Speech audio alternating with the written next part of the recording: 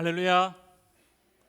우리 2부 예배 드리는 모든 성도님들 환영하고 축복하고 사랑합니다. 우리 옆에 분들과 이렇게 한번 인사했으면 좋겠습니다. 하나님은 우리와 항상 함께 하십니다. 믿으십니까? 네, 아멘입니다. 오늘은 특별히 우리가 샘물 배움 공동체 후원주일로 주님께 드리게 됩니다. 우리가 이 예배를 통해서 우리 모든 세대가 하나님을 찬양하고 예배드리는 그런 공동체 되기를 간절히 소망합니다. 우리 모두 자리에서 일어나셔서 만복의 근원 하나님께 찬송 드리겠습니다.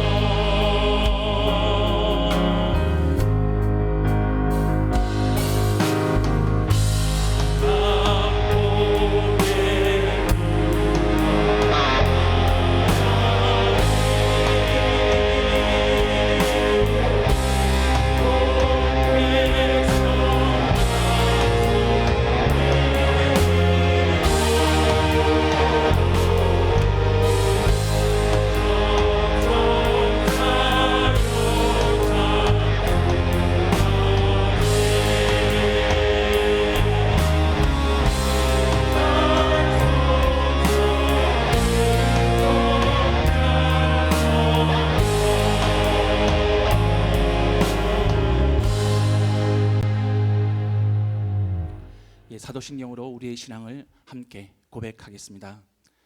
나는 전능하신 아버지 하나님 천지의 창조주를 믿습니다.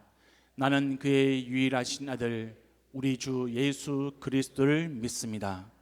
그는 성령으로 잉태되어 동정녀 마리아에게서 나시고 본디오 빌라도에게 고난을 받아 십자가에 못 박혀 죽으시고 장사된 지 사흘 만에 죽은 자 가운데서 다시 살아나셨으며 하늘에 오르시어 전능하신 아버지 하나님 우편에 앉아 계시다가 거기로부터 살아있는 자와 죽은 자를 심판하러 오십니다. 나는 성령을 믿으며 거룩한 공교회와 성도의 교제와 죄를 용서받는 것과 몸의 부활과 영생을 믿습니다. 아멘. 모두 자리에 앉겠습니다. 이 시간 우리 함께 찬양 드릴 때에 하나님께서 우리와 함께 하시고 우리 공동체의 주인 되시며 우리 가정의 주인 되시며 우리 목장의 주인 되심을 함께 송축하기를 소망합니다. 우리 박수 치시면서 함께 찬양으로 나아가겠습니다.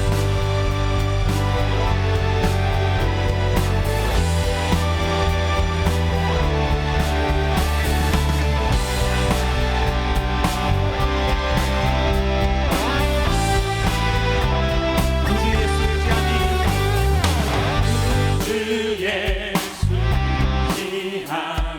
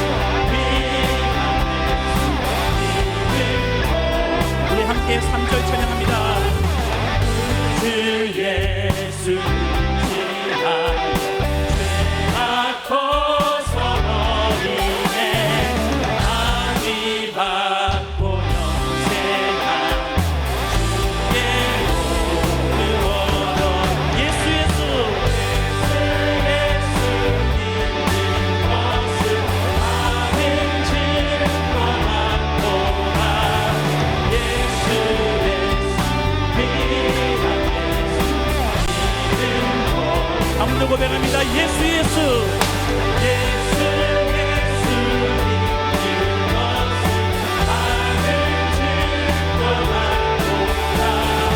예수 예수 믿는 4절 찬양합니다.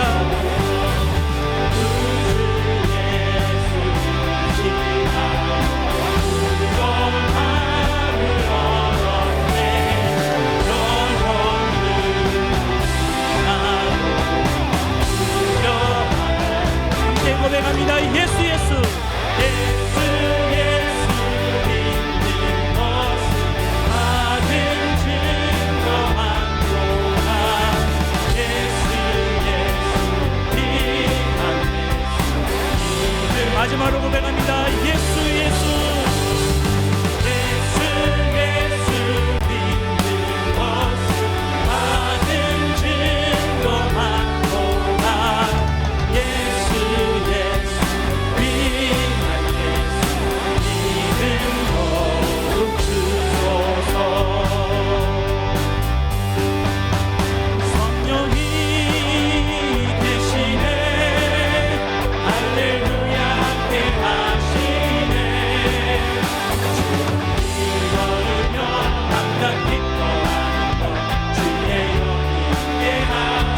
함께 하십니다.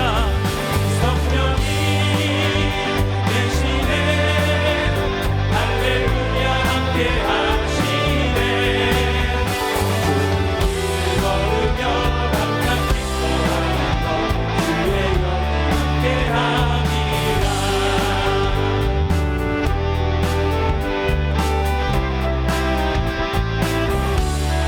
함께 힘차게 찬양합니다. 내가 매일 기쁘게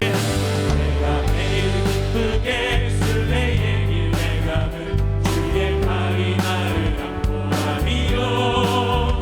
내가 주의 극복을 받는 참된 미련은 주의 영이 한번 더 고백합시다. 내가 매일 기쁘게 술래의 길에 가면 주의 팔이 나를 안보하리요. 아멘.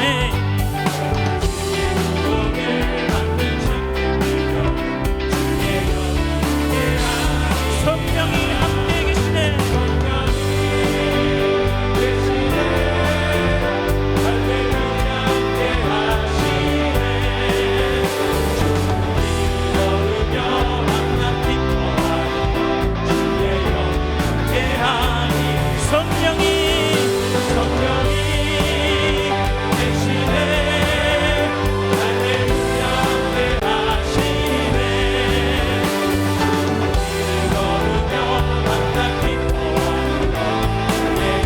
마지막으로 함께 고백합니다. 성령이 함께 하십니다. 성령이 계시네.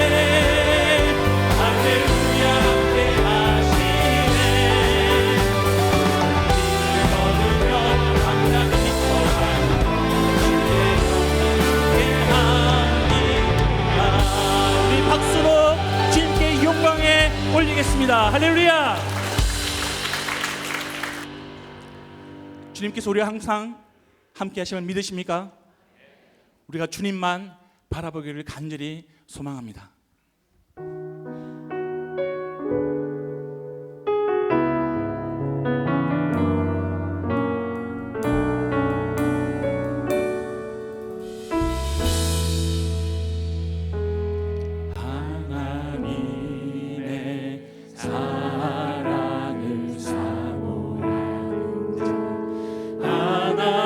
하나님의 평안을 바라보는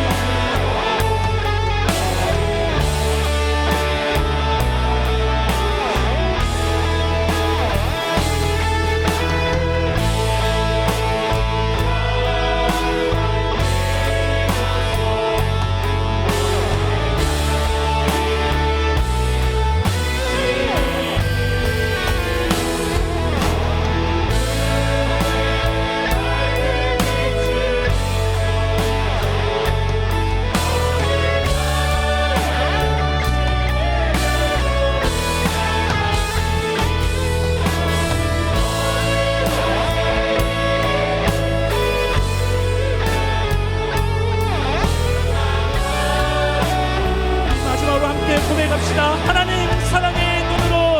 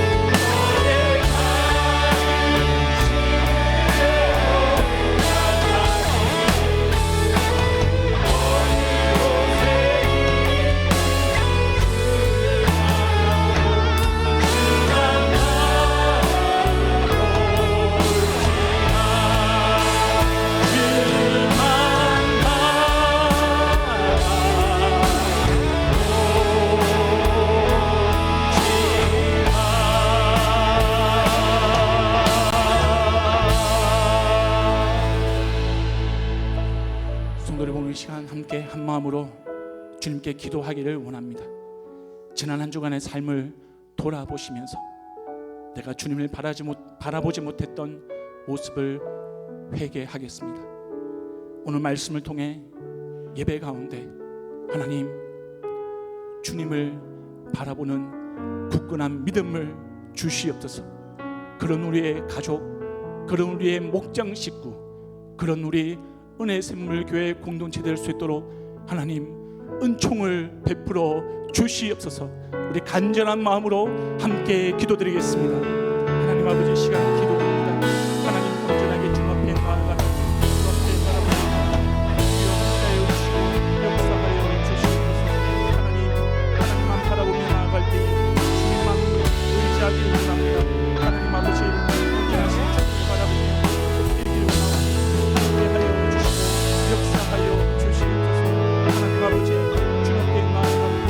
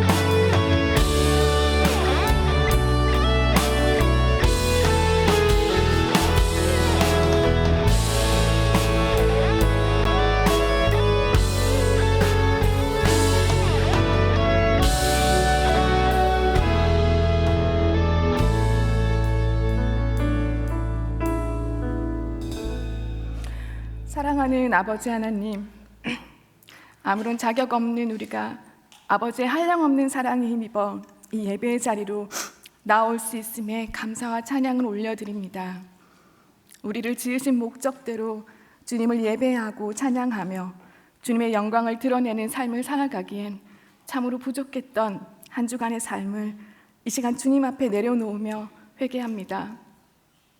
그럼에도 불구하고 다시금 우리를 지으신 참 아버지의 얼굴을 바라보길 원하며 나아왔습니다.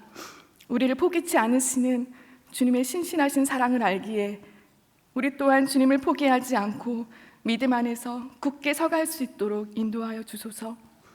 주님의 십자가와 부활로 이루신 승리에 감사하며 하나님의 자녀됨의 권세와 축복을 풍성히 누리는 우리 모두가 될 수 있도록 도와주소서. 이 시간 성령 하나님 임재하여 주셔서 말씀을 통해서 우리의 마음에 주님의 뜻을 깨닫게 하여 주시고 모든 상한 심령 가운데 임하여 주셔서 위로와 회복이 있는 예배가 되게 하소서. 은혜샘물교회와 270개의 목장을 축복하여 주소서. 복음을 전하여 영혼 구원하며 제자 삼는 생명 공동체로서의 본질을 우선으로 삼고 목장을 통해서 일하시는 하나님을 경험하게 하시고 VIP를 품고 기도하는 모든 목장마다 생명이 흘러넘치는 축복을 허락하여 주소서. 주님의 손과 발이 되어 앞장서서 복음 전파의 사명을 감당하시는 선교사님들을 위해 기도합니다.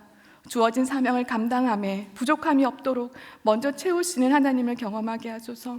선교사님과 가족들의 안위를 지켜주시고 가정에 주님의 평안과 사랑으로 가득 채워주소서. 복음의 말씀이 선포되어질 때마다 그곳에서 들리게 하시고 믿음으로 받을 수 있도록 기도합니다. 후원주의를 받은 은혜샘물 공동체를 위해 기도합니다.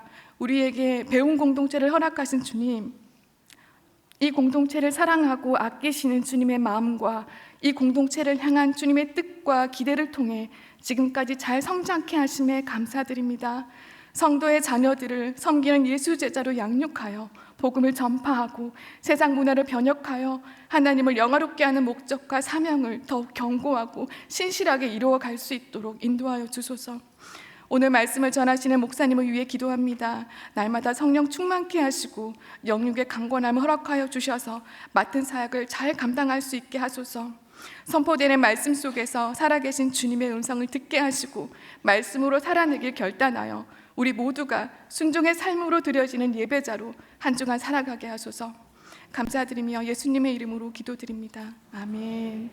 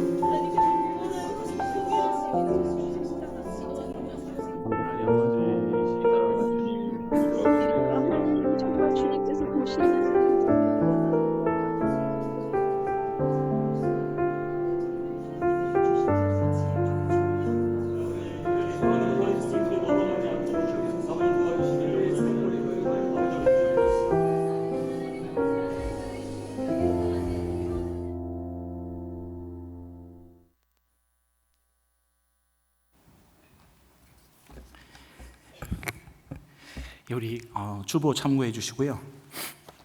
함께 합심기도 제목 몇 가지 좀 나누도록 하겠습니다. 네, 오늘 말씀드린 것처럼 샘물 배움 공동체 후원줄입니다. 우리 영상에서도 나왔는데요. 샘물 배움 공동체는 우리의 기도와 동역으로 함께 가는 공동체입니다. 여러분들 꼭 기억해 주셔서 안내지가 있습니다. 여러분, 샘물 배움 공동체의 든든한 울타리가 되어 주세요. 이렇게 동참하실 수 있습니다. 여러분, 이것은 여러분에게 후원을 해도 되고 안 해도 됩니다. 이것을 말씀을 드리는 것이 아니라 후원을 해야 되는데 어떻게 해야 되는지 안내를 들으니까 우리 빠짐없이 동참해 주시면 감사하겠습니다. 그럴 때에 우리 다음 세대가 하나님의 나라 가운데 하나님의 백성으로 서갈 줄 믿습니다. 아울러서 여러분, 우리 예배 마치시고 나가실 때 이 컵 받침을 학교에서 준비를 했습니다. 원래 판매하는 건데 함께 성도님들께 선물로 준비했다고 하니까 기억해 주시고, 받지 못하신 분들은 나가실 때 하나씩 받아가시면 감사하겠습니다. 여러분, 다음 광고, 예수영접 모임 광고 드리겠습니다. 10월 26일 날 오후 4시에 있습니다. 예수영접 모임 가운데 여러분 주변에 있는, 기도하고 있는 우리 VIP, 하나님을 알지 못하고 또 복음이 필요한 우리 지체들, 우리 형제 자매들 꼭 초대해 주시고 함께 우리 복음을 듣고 예수님을 영접할 수 있는 귀한 시간을 만들도록 기도해 주시면 감사하겠습니다. 그리고 다음 주에 저희가 이제 오늘부터 인천 송도에서 로잔 대회가 지금 열릴 예정입니다. 오늘 저녁부터 집회가 시작이 될 텐데요. 한 주간 로잔 대회가 끝나고 난 이후에 다음 주일 로잔 대회와 관련된 우리 게리 호그 목사님께서 저희 사부 예배에 오셔서 설교를 하시게 됩니다. 우리 성도님들 가운데 함께 이 사부 예배에 오셔서 로잔 운동을 통해서 하나님께서 이 세계 열방을 향한 마음과 사랑을 확인하고 동참하는 그런 은혜의 시간 되기를 간절히 소망합니다. 우리 함께 하나님 말씀 보도록 하겠습니다. 역대하 20장 12절 13절 말씀입니다. 우리 길지 않기 때문에 한 목소리로 함께 하나님 말씀 봉독하겠습니다. 시작. 우리 하나님이여, 그들을 징벌하지 아니하시나이까? 우리를 치러 오는 이 큰 무리를 우리가 대적할 능력이 없고 어떻게 할 줄도 알지 못하였고 오직 주만 바라보나이다 하고, 유다 모든 사람들이 그들의 아내와 자녀와 어린이와 더불어 여호와 앞에 섰더라. 아멘. 이 시간 우리 엄기영 목사님 송축의 골짜기로라는 제목으로 말씀을 전해 주실 텐데요. 우리 엄기영 목사님은 전 상해 한인교회 담임 목사님을 맡아서 섬기셨고요. 그 다음에 지금 현재는 IBA 상임대표입니다. 이 IBA라는 단체는 비즈니스 선교를 하나님께 열심히 감당하고 있는 단체이고요. 또 생터 성경사역 이사장을 맡고 계십니다. 성경이 읽어지네, 아마 잘 아실 텐데 그것 이제 생터 성경사역이라는 이름으로 이사장으로 섬기고 있습니다. 우리 함께 나오실 때 큰 박수로 맞이하겠습니다.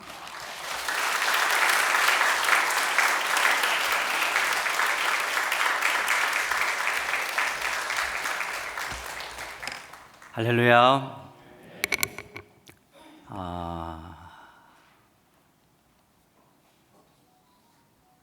은혜 샘물교회를 생각할 때마다 온 성도들이 선교적 교회로 정말 힘에 지나도록 열방을 섬기고 다음 세대를 섬기며 또 한국의 이웃들을 섬겨가는 여러분들의 그 선한 영향력의 소식을 들을 때마다 너무 큰 기쁨이 있습니다.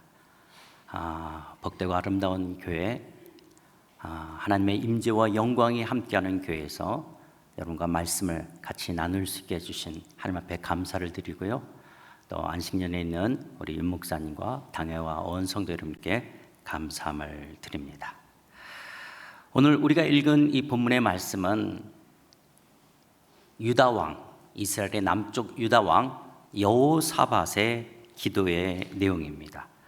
여호사밧이 왜 이렇게 기도하게 되어졌는지 그 배경을 알기 위해서는 역대하 17장, 18장, 19장, 20장 말씀을 보셔야 되는데요. 먼저 17장 1절 말씀 보시겠습니다. 17장 1절에 보면 아사의 아들 여호사밧이 대신하여 왕이 되어 스스로 강하게 하여 이스라엘을 방어하되. 여호사밧의 아버지의 이름은 아사 왕이었습니다. 아사 왕은 초기에는 하나님을 의지하며 신앙의 개혁을 이루었던 아주 훌륭한 왕이었습니다. 그런데 점차 시간이 흘러가면서 노후에는 여호와 하나님을 의지하기보다는 자국의 군사력으로 나라를 지킬 수 없게 되자 이방 나라 아람 군대의 힘을 의지하여 나라를 지키려 했습니다. 여호사밧은 왕자로 자라면서 이렇게 힘없는 유다의 현실이 마음에 걸렸는지 왕위에 오르자마자 한 일이 뭐냐? 스스로 강하게 하여. 이 스스로 강하게 한다는 말을 요즘 우리말로 말한다면 자주국방할 수 있는 군사력을 갖추는 것이었습니다. 자주국방할 수 있는 막강한 군사력을 키우는 것이었습니다. 그래서 17장에 보면 예루살렘에만 왕을 지키는 군사의 수요가 116만 명, 그리고 유다의 견고한 성읍에 군사들을 주둔시킵니다. 막강한 군사력을 갖고 나라를 지키겠다라고 하는 거예요. 그런데 이렇게 군사력은 있는데 경제력은 없다면 김일성, 김정일, 김정은과 별다를 바가 없겠지만 17장 5절 10절에 보면 조공을 받은 것으로 유다 사회가 경제력에 있어서도 부강해집니다. 나라가 잘 살게 되어집니다. 그리고 17장 7절 9절에 보면 방백들과 레위 사람, 제사장들을 각 성읍으로 두루 보내어서 교육과 율법을 가르치는 교육 정책에 있어서도 힘을 다하게 되어집니다. 그리고 19장에 보면 나라에 억울한 사람이 없도록 각 성읍에 재판관들을 세워서 하나님 앞에서 바른 재판, 공의로운 재판이 이루어지도록 합니다. 여러분, 이 정도 되면 옛날에 왕이든 오늘날 대통령이든 이 정도 한 나라의 지도자로서 이 정도면 훌륭한 사람 아닙니까? 군사력 가졌어요. 경제력이 있습니다. 교육 정책이 있습니다. 그리고 나라에 억울한 사람이 없도록 바른 재판이 이루어집니다. 여러분, 이 정도 되어지면 여러분, 우리나라의 역대 어느 대통령, 어느 정권보다도 훌륭한 지도자라고 이야기할 수 있지 않겠습니까? 그런데 한 나라의 지도자로서 또 하나 힘써야 될 부분이 있어요. 그게 외교라고 하는 문제입니다. 외교 문제입니다. 아버지 아사왕 때는 북쪽 이스라엘과 전쟁이 일어났던 이런 전쟁의 문제인데 아예 전쟁이 안 일어나도록 외교 문제가 잘 이루어진다면 훨씬 더 지혜로운 것 아니겠습니까? 그렇다면 여호사밧이 1차적으로 해결해야 될 외교 문제가 북쪽 이스라엘이었습니다. 교회 나온 지 신앙생활한 지 얼마 안 되신 분들을 위해서 잠깐 이야기한다면 이스라엘이 이제 출애굽한 다음에 가나안 땅에 와서 처음에 사울 왕, 그리고 다윗 왕, 솔로몬 왕 이후에 이스라엘이 분열 왕국이 됩니다.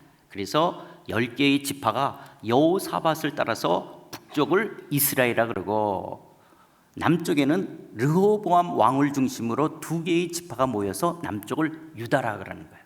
지금 여호사밧은 유다의 왕이었습니다. 그러니까 1차적으로 외교 문제를 북쪽과 해결해야 되는 거예요.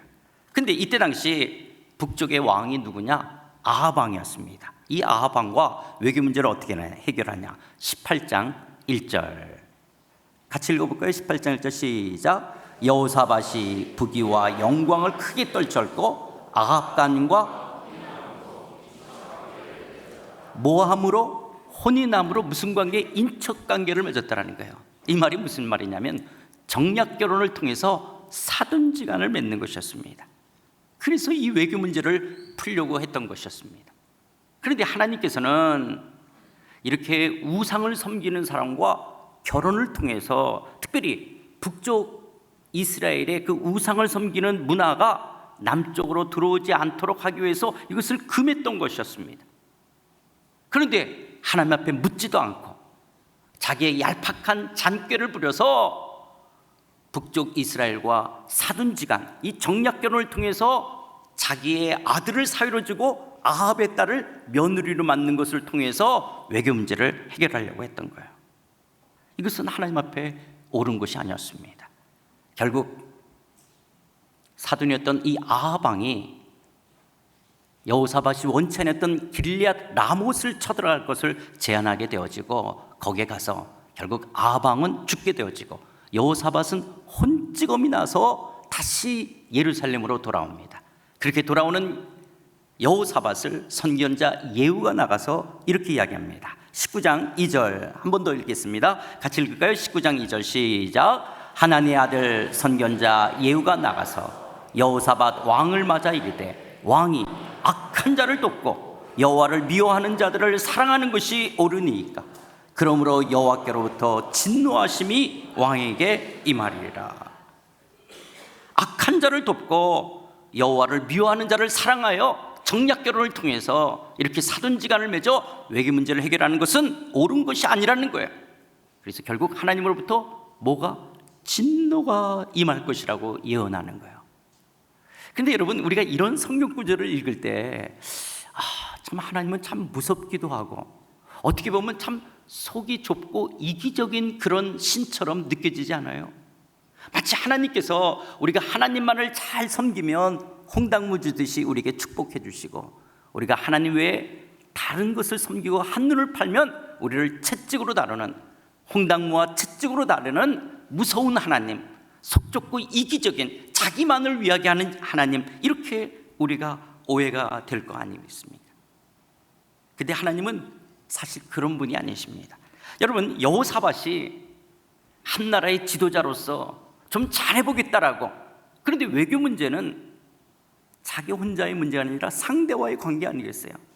그렇기 때문에 이렇게 정략 결혼할 수밖에 없는, 그리고 그때 과거 고대 중동 지방에 있어서는요, 이렇게 정략 결혼하는 것은 왕들의 하나의 지혜였어요. 이건 당연시 여겼던 그런 문화의 배경들 또한 있는 거예요. 그런데 문제는 여호사밧은 하나님을 섬기는 왕이에요. 하나님을 섬기는 왕이 하나님 앞에 묻지도 않고, 그리고 우상을 섬기는 왕과 사돈지간을 맺는다. 이것은 악한 거예요. 이런 여호사밧의 신앙을 좀 더 성숙한 신앙, 좀 더 업그레이드된 고급한 신앙으로 이끌기 위한 하나님의 손길이 진노라고 하는 것으로 나타나는 거예요. 마치 부모가 사랑하기 때문에 자녀들에게 맴매를 드는 것처럼, 여호사밧의 이런 신앙을 좀 더 성숙한 신앙의 자리로 이끌기 위한 하나님의 손길이 진노라고 하는 것으로 나타나는 거예요. 그 진노가 어떻게 나타났냐? 20장 1절. 그 후에, 글쎄 어느 날, 그 후에 모압 자손과 암몬 자손들이 마온 사람들과 함께 와서 여호사밧을 치고자 한지라. 와우. 글쎄 어느 날 모압과 암몬과 세일산 사람들이 연합 군대를 형성해서 이 조그만 유다를 쳐들어온 거예요. 지금 여호사밧이 왕이 되자마자 힘썼던 것들 가운데 군사력이었잖아요. 지금 예루살렘만 100만 대군을 거느리고 있는 거예요. 116만 명을 거느리고 있었어요. 모압이 쳐들어온다, 모압과 싸워서 이길 수 있는, 암몬이 쳐들어온다, 암몬을 싸워 물리칠 수 있는, 세일산 사람들을 이길 수 있는. 그런데 이거는 전혀 생각지 못했던 일이에요. 예상 밖의 일이 일어났어요. 글쎄 모압과 암몬과 세일산 사람들이 함께 연합군대가 되어서 쳐들어온다. 이거는 전혀 생각지 못했던, 예상치 못했던 일이에요. 이런 생각지 못했던, 예상치 못했던 위기와 난관 앞에 3절에 보니까 여호사밧이 두려워하여, 여호사밧이 두려워하여 다리가 풀립니다. 그렇게 열심히 한 나라의 지도자로서 군사력을 갖고 경제력을 키우고 교육 정책을 행하고, 그리고 나라에 억울한 사람이 없도록 바른 재판이 이루어지고 심지어 죄를 져가면서까지 외교 문제를 풀려고 했던 이 여호사밧, 그런데 전혀 세계가 생각지 못했던, 예상치 못한 문제 앞에 두려움을 느끼게 되어지는 거예요. 혹시 여러분들 가운데 요즘 이런 두려움이 있으십니까? 코로나 이후 나름대로 열심히 살았는데, 열심히 뛰었는데, 최선을 다했는데 생각지 못했던 예상 밖의 문제로 근심과 걱정이, 불안함이 두려움이 여러분 가운데 엄습해 있지는 않습니까? 어느 날 갑자기 생각지 못했던 아버님이, 어머님이, 아니 내 자식이 알 수 없는 병에, 아니면 어떤 중병에, 아니면 암의 중환자실에 들어가서 오늘 내일 할 때 찾아오는 그 가정의 어려움과 두려움과 그 마음의 무거움들, 연속극이나 드라마나 소설에서 나온다라고 생각했던 부부 문제의 관계들의 이 갈등, 내 뱃속에서 나온 내 새끼, 내 자녀와의 이 갈등, 믿었던 사람들과의 인간관계의 어려움들, 이런 크고 작은 문제들이 내 안에 두려움으로 다가온다면 여러분들은 그런 두려움들을 어떻게 해결해 오셨습니까? 아니 내 인생에 원치 않은 이런 두려움들이 찾아온다면 여러분들은 이런 두려움들을 어떻게 해결해 가시겠습니까?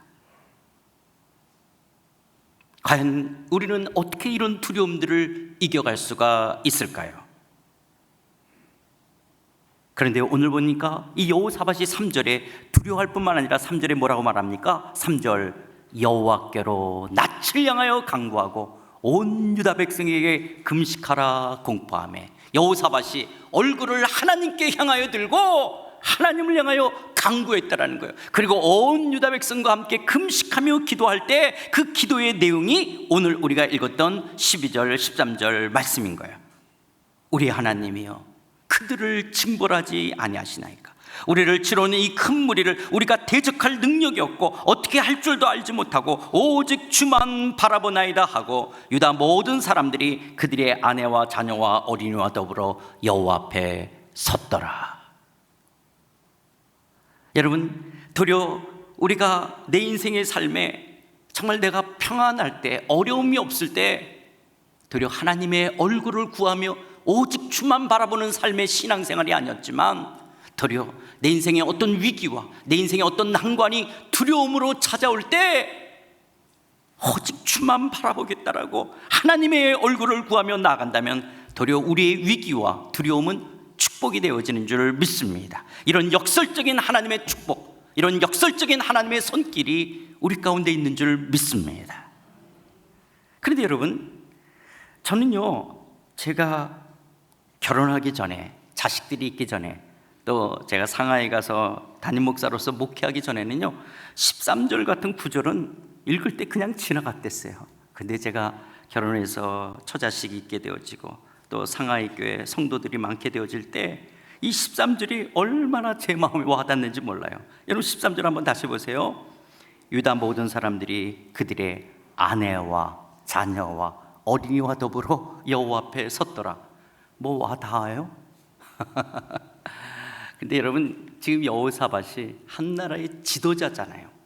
우리는 때로는 어떤 사람이 성공하고 높은 위치에 오르면 부러워하지만 사실 그 위치에 올라가면 올라갈수록 책임감이라는 막중함이 있는 거예요.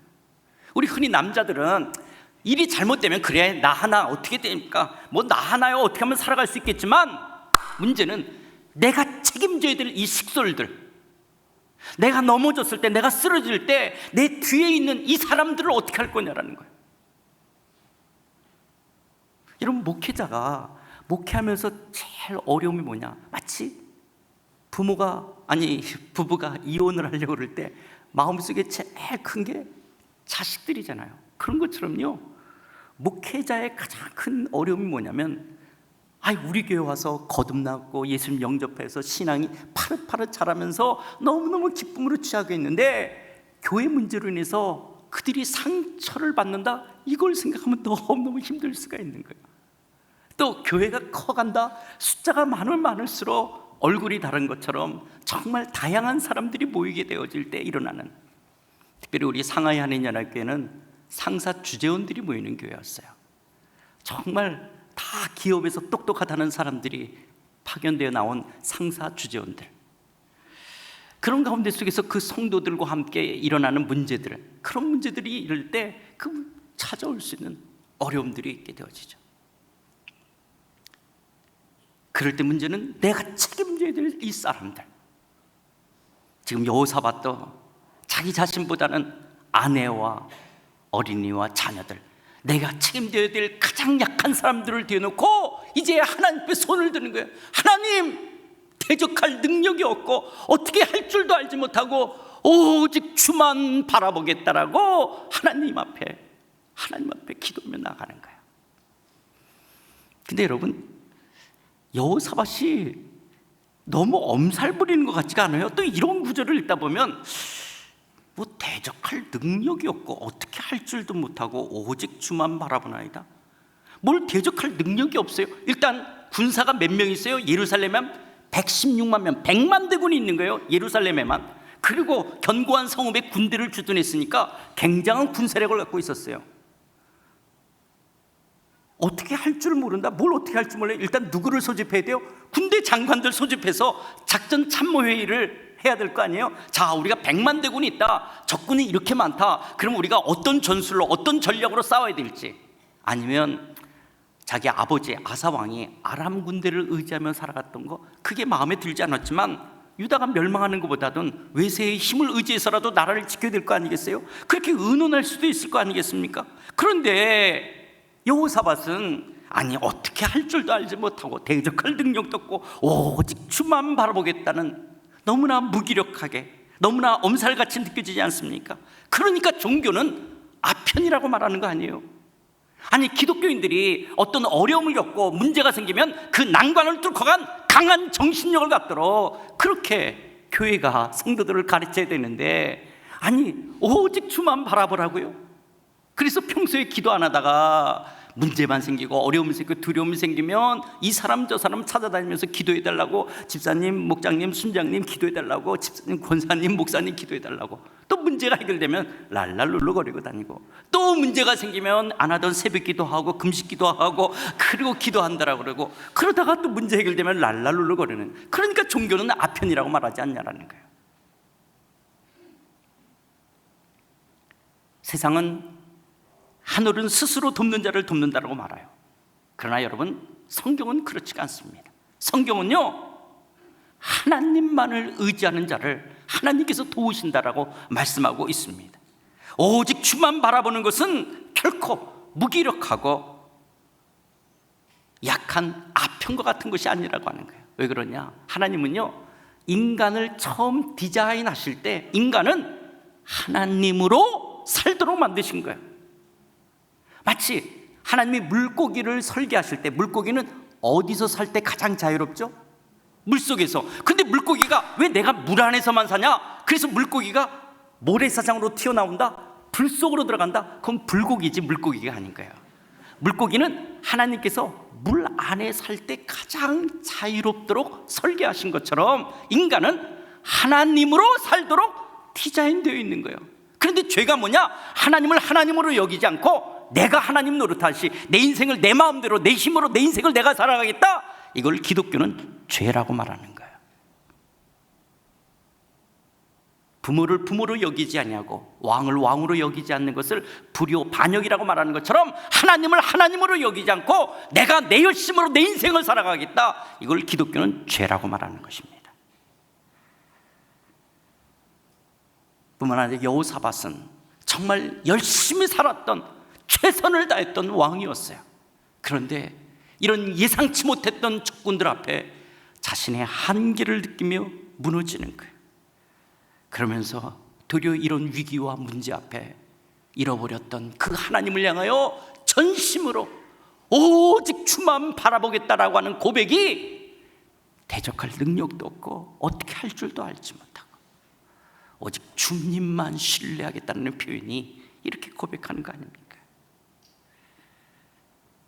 그러게 때로는 내 인생에 찾아오는 이런 진노나 징계, 고난과 어려움이 도리어 회개하는 마음으로 주만 바라볼 수 있다면 도리어 이것이 역설적인 축복이 되는 줄 믿습니다. 그리고요, 오직 주만 바라보는 것이 왜 나약한 모습이 아니냐, 왜 이게 무기력한 모습이 아니냐, 오직 주만 바라보겠다는 주 하나님, 그 하나님은 얼마나 크고 강하고 위대하신 분이냐. 20장 6절에 여호사밧의 기도 가운데 이렇게 말합니다. 6절, 이르되 우리 조상들의 하나님 여호와여, 우리 조상들의 하나님 여호와여, 주는 하늘에서 하나님이 아니시나이까? 이방 사람들의 모든 나라를 다스리지 아니하시나이까. 주의 손에 권세와 능력이 있사오니 능히 주와 맞설 사람이 없나이다. 지금 여호사밧이 오직 주만 바라보던 그 주, 그 하나님은 어떤 분이시냐? 우리 조상들의 하나님 여호와요. 우리 조상들의 하나님 여호와라는 말이 무슨 말이에요? 아브라함이 섬겼던 하나님, 이삭이 섬겼던 하나님, 야곱이 섬겼던 하나님, 역사 속에서 역사를 운행하셨던 역사의 하나님. 인간의 사색의 산물이나 인간의 손으로 빚어서 깎아서 만든 신이 아니라 하늘과 땅을 창조하신 창조주 하나님, 하늘의 하나님. 인간의 생사화복을, 한나라의 흥망성쇠를 주관하시며 모든 열방을 다스리시는 통치하시는 하나님, 누구도 맞서 대항할 수가 없고 누구도 맞서 싸워 이길 수 없는 손에 권세와 능력을 가지신 그 하나님, 그 하나님만 바라보겠다라고 하는 거예요. 역사의 하나님, 창조주 하나님, 통치하시는 하나님, 능력의 하나님, 그 하나님을 바라보겠다고 말하면서 더 나아가 9절에서 하나님 과거에 솔로몬 왕이 예루살렘 성전에서 예루살렘 성전을 봉헌하면서 하나님, 이스라엘 백성이 혹시라도 하나님 앞에 범죄해서 9절 만일 재앙이나 난리나 견책이나 전염병이나 기근이 우리에게 임했을 때 하나님의 이름이, 주의 이름이 이 성전에 있으니 이스라엘 백성들이 우리가 이 성전 앞과 주 앞에 서서 이 환난 가운데 주께 부르짖으면 들으시고 구원하시겠다라고 솔로몬 왕에게 약속하셨던 것처럼 우리의 기도에 응답하시는 하나님, 그 하나님만 바라보겠다라고 하는 거예요.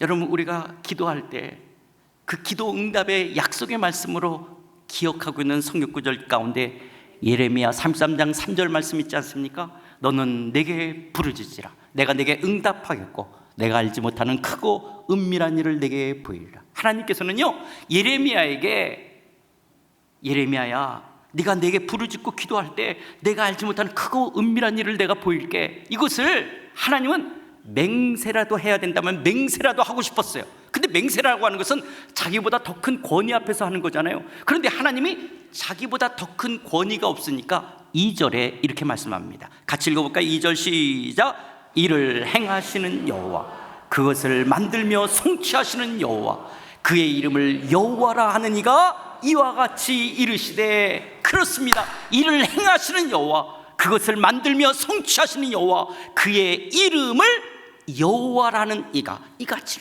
하나님이 당신의 이름에 명예를 걸고 하나님이 맹세하듯이 이야기하는 거예요. 너는 내게 부르짖으라. 내가 내게 응답하고 내가 알지 못하는 크고 은밀한 일을 보이겠다라고 하는 거예요.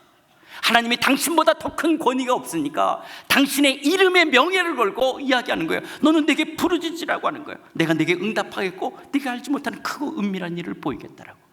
우리가 잘 아는 빌립보서 4장 6절 7절에서도 아무것도 염려하지 말고 다만 모든 일에 기도와 간구로 너희 구할 것을 감사함으로 하나님께 아뢰라. 그리하면 모든 지각에 뛰어난 하나님의 평강이 그리스도 예수 안에서 너희 마음과 생각을 지키시리라. 우리가 기도하고 부르짖을 때 하나님은 응답하시는 줄 믿습니다. 우리가 기도하고 부르짖을 때 오직 주만 바라볼 때 어둠 가운데 밝은 빛을 비춰주시고 우리의 작은 신음에도 응답하시는, 우리의 기도에 응답하시는 하나님이신 줄 믿습니다.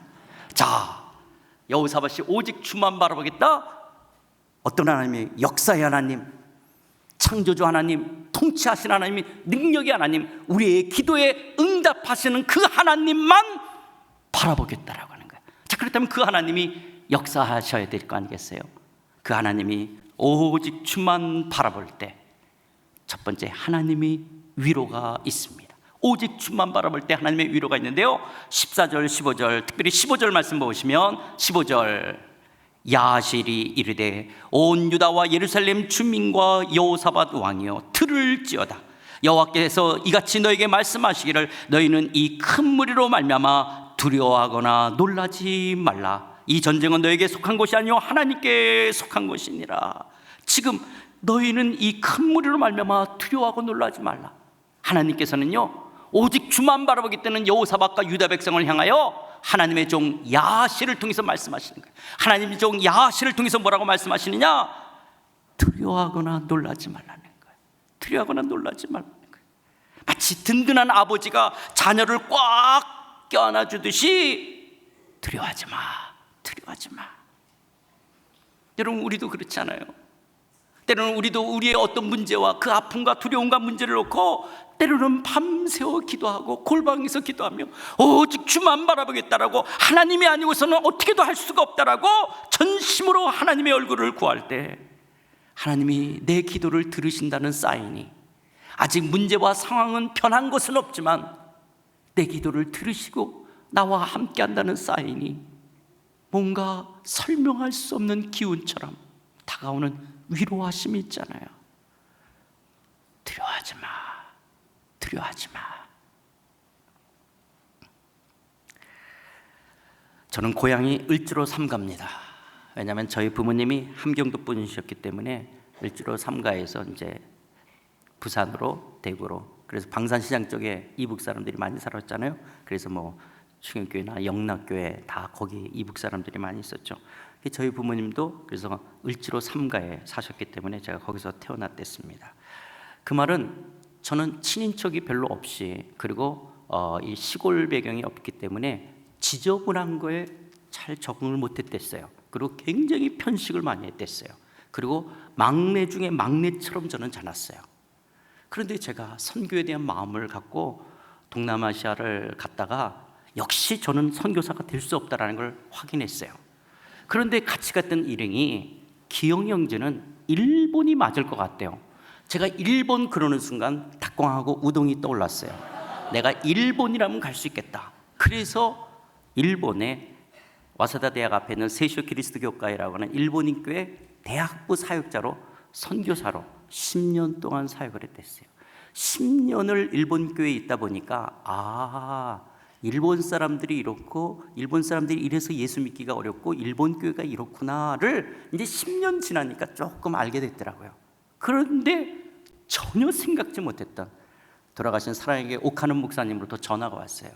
엄성교사, 앞으로 상하이가 중요한 지역이 된다는 거예요. 상하이 한인교회 담임 목사리 자리가 비었는데 거기 가서 설교하라는 거예요. 청빙 선보라 가라는 거예요. 한인교회.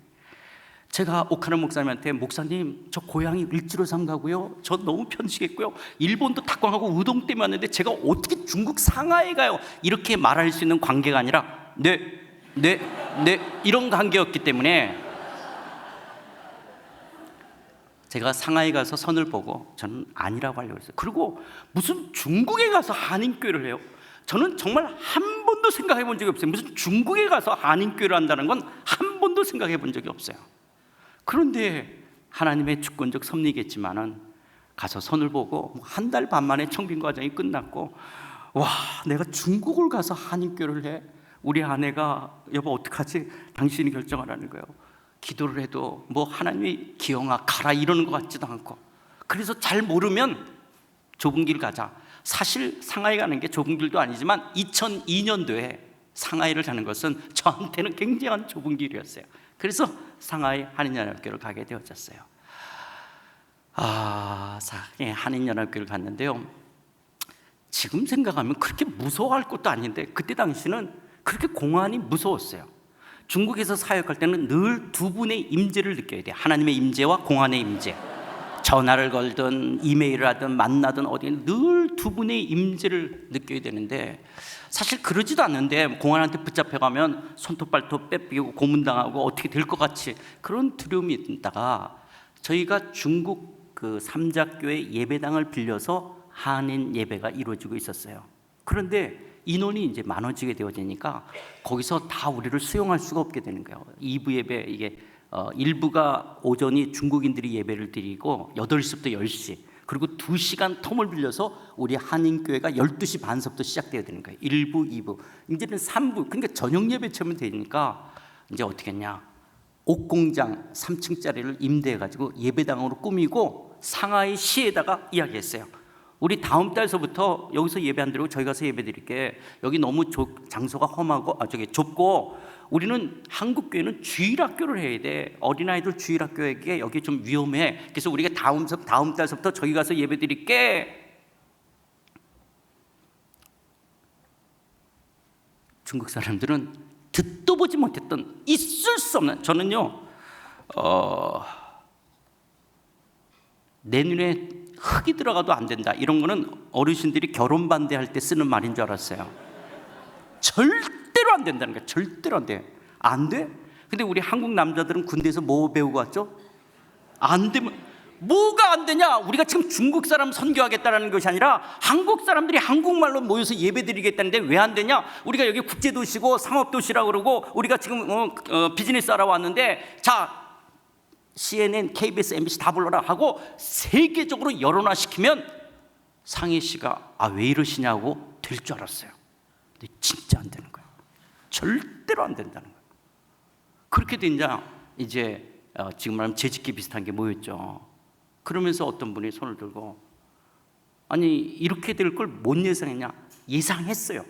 그리고 그 건축위원들이 이렇게 하지만 당시 2003년, 2004년도는 한국 경제가 더 힘이 있었기 때문에 밀어붙이면 될 거라고 생각한 거예요. 그런데 이게 안 되는 거예요. 안 되면 지금 우리는 이미 될 줄 알고요, 그냥 밀어붙이면 될 거라고 다 리모델링 끝냈고 이미 계약 다 끝난 거거든요. 이거 다 취소를 하게 되어지면 지금 한국 돈을 한 2억 정도를 손해봐야 되는 거예요. 우리가 어렵게 상하이 와서 일하면서 건축원금을 했는데 이거 다 없어지면 누군가 책임을 져야 되지 않냐는 거예요. 제가 사회를 보면서 책임이라는 단어를 딱 듣는 순간, 책임? 그럼 건축위원장이 1억, 내가 담임 목사니까 내가 1억 내야 되는가? 그러면서 저는요 대학생 사역을 한 20년 동안 했댔어요. 그리고 선교사였고 한인교회는 부목사도 해본 적이 없어요. 저는 한때 제자훈련에 완전히 미쳐서 살았던 사람이었기 때문에 그냥 이런 소그룹 제자훈련하는 것들, 이런, 그리고 특별히 대학 청년들, 이러고 일본에 가서도 와서 대학 학생들이었고 전부 이게 저는 젊은이들고 처음 한인교회 담임 목사가 되는 거예요.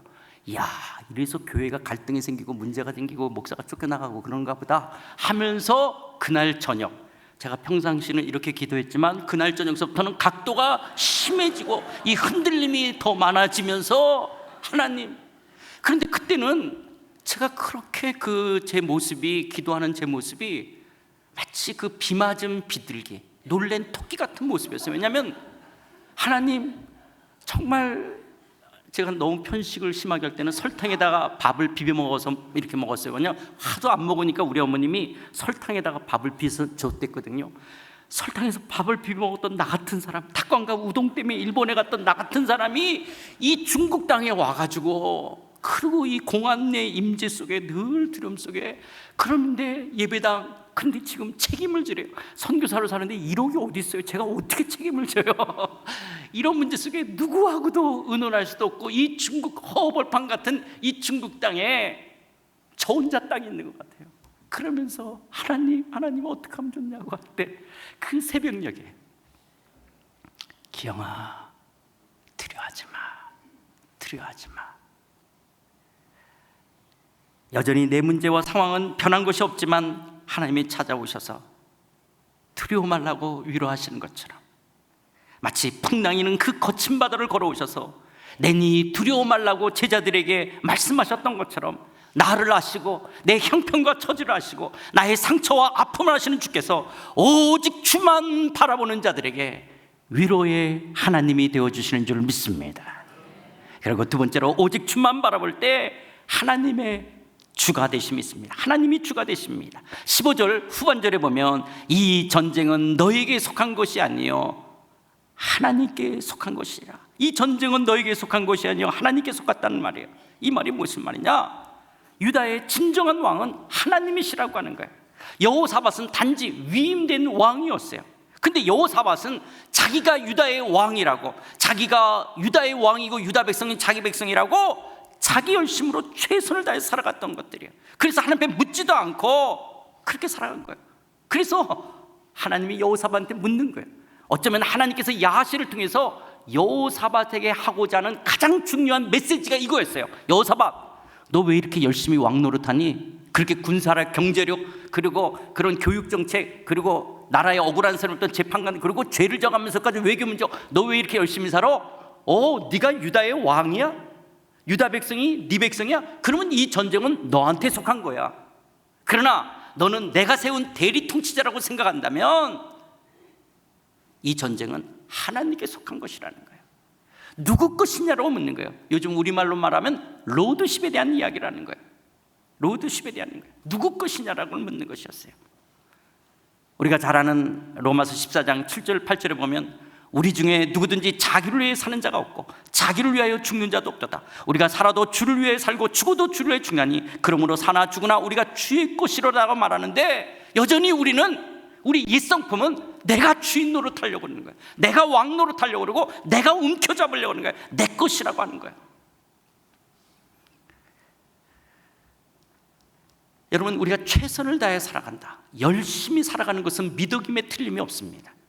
그러나 나의 열심이, 나의 최선이 누구를 위한, 무엇을 위한 열심 최선이냐에 따라서 선도 될 수 있고 악도 될 수 있습니다.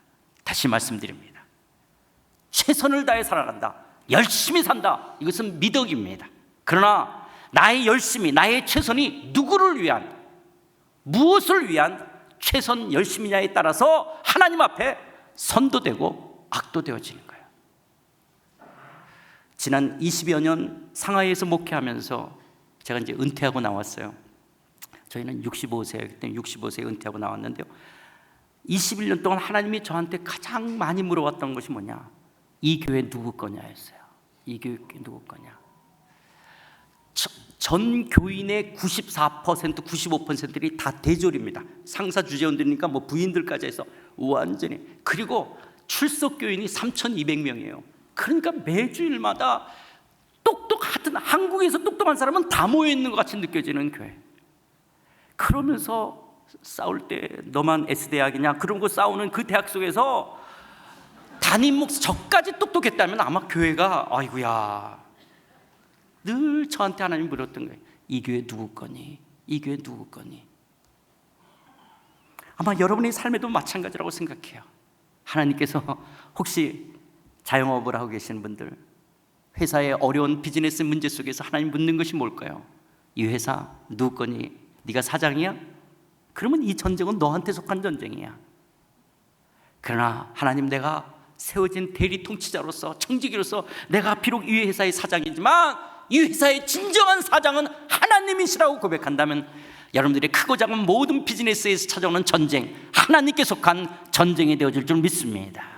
여러분의 자녀, 내 뱃속에서 나온 내 새끼라고, 내 것이라고 주장한다면 여러분의 자녀의 문제 다 내게 속한 전쟁이지만, 비록 내가 낳은 내 새끼라 할지라도 이 아이의 주인은 하나님이시라고 고백한다면 여러분들의 자녀의 크고 작은 모든 문제 하나님께 속한 전쟁이 되어질 줄 믿습니다. 여러분의 내일의 문제, 여러분의 진로의 문제, 여러분의 또 젊은 사람은 결혼의 문제, 우리 인생의 모든 삶의 왕이요 주인이 하나님이시라고 고백한다면 우리 인생의 크고 작은 모든 문제 하나님께 속한 전쟁이 되어질 줄 믿습니다. 그리고 세 번째로, 오직 주만 바라보는 자에게 하나님의 구원이 있습니다. 그 20장 17절 말씀 보면, 이 전쟁에는 너희가 싸울 것이 없나니 대열을 이루고 서서 너희와 함께한 여호와가 구원하는 것을 보라. 지금 오직 구원하는 것을 보라. 유다와 예루살렘아, 너희는 두려워하지 말고 놀라지 말라. 내일 그들을 맞서 나가라. 여호와가 너희와 함께하리라 하셨느니라 하매라고 말씀하시는 것처럼 여호와가 구원하는 것을 보라는 거예요. 하나님이 어떻게 역사하시는지를 보라는 거예요. 이거는 너무너무 중요한 신앙의 원리입니다. 그래서요, 여러분, 하나님이 구원하는 것을 보라, 이것을 이스라엘 백성들을 출애굽시키면서 이스라엘 광야 생활 속에서 하나님의 첫 번째 레슨이 뭐였냐?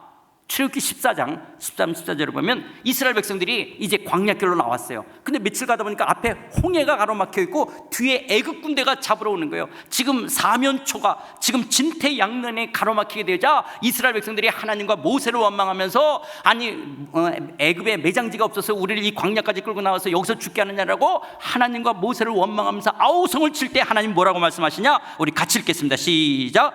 모세가 백성에 이르되 너희는 두려워하지 말고 가만히 서서 여호와께서 오늘 너희를 위해 행하시는 구원을 보라. 너희가 오늘 본 애굽 사람을 영원히 다시 보지 아니하리라.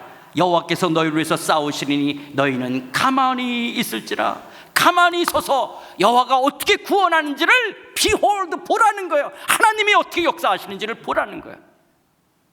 오늘 우리 인생의 삶, 내가 먼저 신앙생활하는 것이 아니라 하나님이 먼저 나를 택하셨고 하나님이 먼저 나를 찾아와 나를 하나님의 백성을 삼으셨다면 그분이 우리의 삶을 어떻게 이끌어가는지를 비홀도 보라는 거예요. 너희 인생의 삶에 내가 왕이 되어서 너희 인생을 이끌어가는 것을 보라는 거예요. 여호사밧을 향해서 하나님이 이 말씀을 하는 거예요. 하나님이 구원하는 것을 보라는 거예요. 가만히 있어서. 그런데 가만히 있는다는 것이 그냥 팔짱을 끼고 감나무 밑에서 감 떨어지는 것처럼 바라보는 것이 아니라 하나님이 어떻게 역사하는지 하나님만을 전적으로 신뢰하는 순종을 요구하시며 나아갈 것을 말씀하시는 거예요. 그렇게 말씀하실 때 여호사밧이 성가대를 조직하고 하나님을 찬양하며 그 적군 앞으로 나아가는 거예요. 여호와 하나님이 함께 하시겠다는 이 말씀을 믿고 적군 앞에 나갈 때 하나님의 기적이 일어나는데요, 마지막 네 번째로 오직 주만 바라볼 때 송축의 골짜기를 걷게 하시는 거예요. 그렇게 적군 앞으로 나아가게 될 때 어떤 역사가 되냐? 글쎄요, 암몬 모압 세운 사람들이 자중질환이 일어나서 자기네들끼리 서로 싸워가지고 죽은 거예요. 그래서 들판에 나가보니까 시체밖에 없어요. 3일 동안 전리품을 취하고 그들이 마지막 26절에 보니까 뭐라고 말씀하냐? 넷째 날에 무리가 브라가 골짜기에 모여서 거기서 여호와를 송축한지라. 그러므로 오늘까지 그것을 브라가 골짜기라 일컬었더라. 어쩌면 아버지가 죽고 자식이 죽고 유다가 멸망할 수 있는 골짜기, 피비린내가 나야 될 골짜기를 오직 주만 바라보기 땅에 나갈 때 송축의 골짜기를 걷게 하셨던 것처럼 우리의 인생의 삶, 크고 작은 문제들 앞에 절망의 골짜기, 두려움의 골짜기를 하나님만을 송축하는 브라가의 골짜기, 송축의 골짜기를 걷게 하실 줄 믿습니다. 오직 주만 바라보며 송축의 골짜기를 걸어가시는 여러분들이 다 되시기를 주의 이름으로 축원드립니다. 우리가 이 말씀을 기억하면서 같이 좀 찬양하실까요? 세상의 유혹 시험이 내게 몰려올 때도 우리 1절과 3절 같이 찬양하시겠습니다.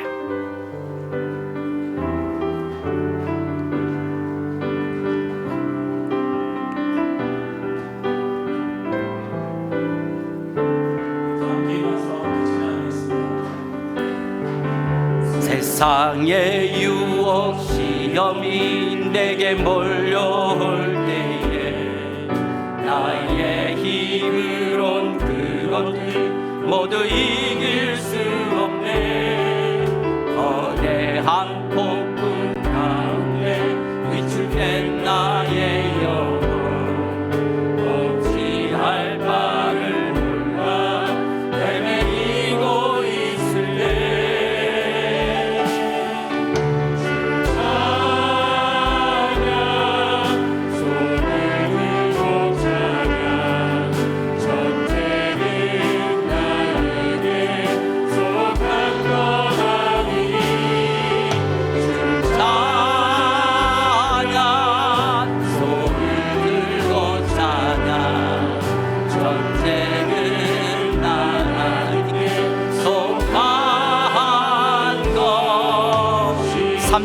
주의를 불러보면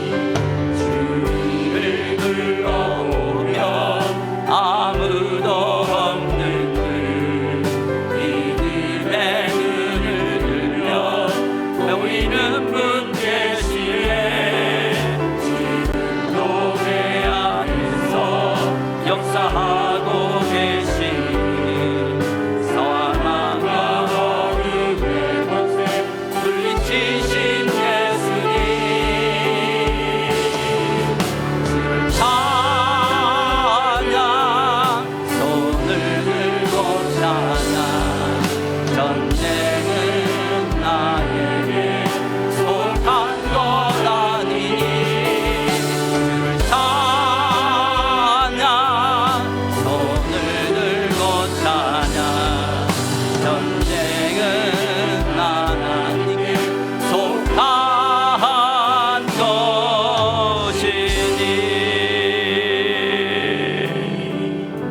사랑하는 성도 여러분, 요즘 밤잠을 이루기가 어렵습니까? 살기가 막막하십니까? 피곤하고 지쳐 있으십니까? 요즘 삶이 너무나 빡빡하고 기쁨과 즐거움을 잃어버리고 계십니까? 슬픔과 어둠과 두려움이 여러분의 마음을 엄습해오고 있습니까? 혹시 여러분의 피곤함이 내 삶을 내 것이라고, 내 삶을 내가 움켜쥐고 내가 주인 노릇을 하고 있기 때문에 그러지는 않는지요? 때로는 적당히 세상의 죄와 타협하면서 어쩔 수 없다라고 합리하고 계시진 않는지요? 내 열심으로 내 인생을 내가 살아보겠다라고 내가 왕노릇하고 있지는 않는지요? 요즘 무엇을 바라보고 계십니까? 세상을 바라보며 사람을 바라보며 돈과 환경만을 바라보고 계십니까? 그러나 오늘 우리가 내 인생의 삶을 회개하듯이 주께 항복하며 오직 주만 바라보겠다라고 하나님만 의뢰하며 나갈 때 하나님께서 우리의 형편을 아시고 내 처지를 아시고 내 모든 환경을 아시는 그 주님께서 내 삶에 뚜벅뚜벅 다가와 우리의 위로자가 되어 주실 것입니다. 하나님만이 주가 되실 것입니다. 하나님의 구원을 보게 될 것입니다. 하나님께 속한 전쟁이 되어질 것입니다. 그리고 마침내 송축의 골짜기를 걸으며 하나님을 찬양하게 하실 것입니다. 그렇다면 하나님, 오직 주만 바라보며 살아가겠습니다. 이 믿음 더하여 주시옵소서. 우리 한번 다 같이 함께 통성으로 기도하시겠습니다. 하나님 아버지, 그렇습니다. 오직 주만 바라보는 이 믿음 더하여 주시옵소서. 하나님의 크고 작은 인생의 내 삶, 내게 속한 전쟁이 아니라 하나님 주의 얼굴을 구하며 나아갈 때 하나님께 속한 전쟁이 되어질 줄 믿습니다.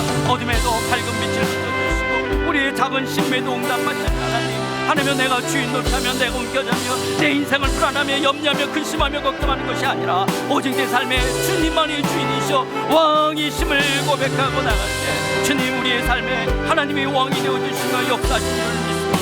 주여, 사랑하는 성도들을 축복하시고 오직 주만 바라보며 하나님 역사하여 주시옵소서. We can realize this. We have this realize.